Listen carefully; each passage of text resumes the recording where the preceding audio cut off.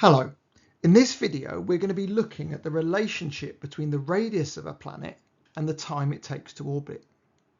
Kepler worked out that if you took the time it takes for an object to orbit, and in this case we're going to be looking at Mars,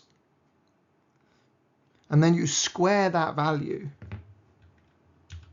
and then you divide it by the radius of the object cubed, then you get a constant. And if you take another object orbiting the same body, so here we have Jupiter, and again you take the time it takes for Jupiter to orbit and you square it, and you divide that by the radius of Jupiter's orbit cubed, then you get a constant. And due to the fact that they're both orbiting the same body, in this case the Sun, then the two constants would be the same. And this is important in being able to find out the radius of an orbiting object. So in the table here we have some information about two moons of Saturn. However, the second moon, Titan, has some information missing. So to answer this, we would start with the moon that we have the full set of information for, in this case Tethys. So we're going to use Kepler's third law, t squared over r cubed equals a constant, to work that out for Tethys. So for Tethys, t, the orbital period is 1.9 days, and we square this and we divide it by the radius of the orbit, which is 294,619 cubed. And if we solve that, it gives us the constant of 1.412 times 10 to the minus 16.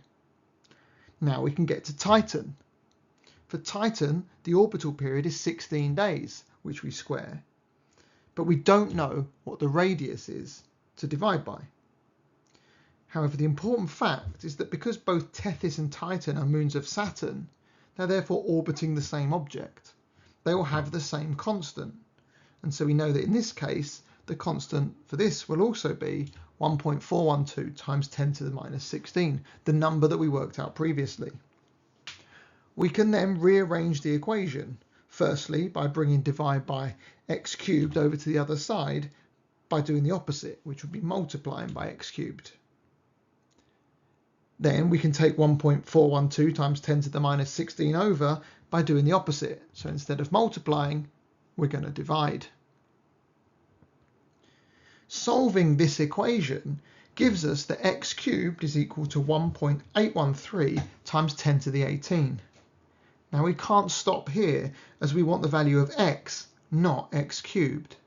So to remove the cube, we again need to do the opposite, and therefore we need to find the cubed root of 1.813 times 10 to the 18, which gives us a value of 1,219,471. which is the mean radius of orbit of Titan in kilometers. So now that you're confident using Kepler's third law to calculate the radius of an object, of a planet or moon, try out our skills questions, and good luck.